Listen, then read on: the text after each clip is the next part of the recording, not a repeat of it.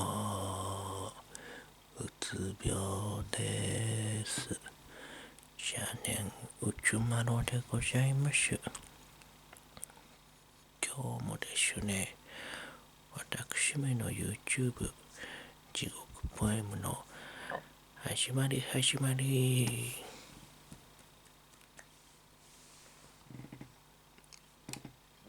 はスペースXの有人宇宙船の飛行が初めて成功しましたね。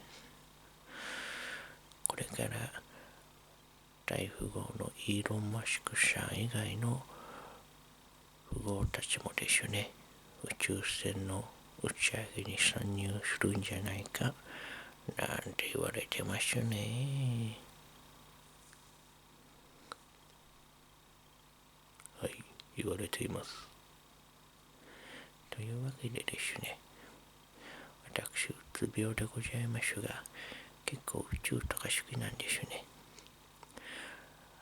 何千億光年も離れた宇宙の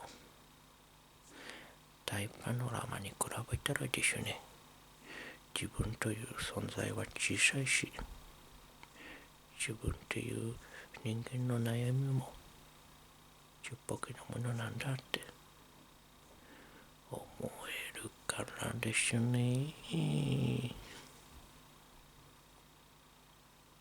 はい、思います。というわけでですね、日本からもホリエモンさんだけじゃなくてですね、またさらにいろんな富裕層の方がですね、宇宙船の打ち上げに取り組んで日本の科学産業を盛り上げてくれたらいいなって思います。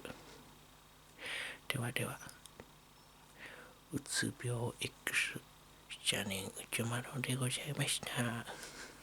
動画登録グッドボタンお願いします。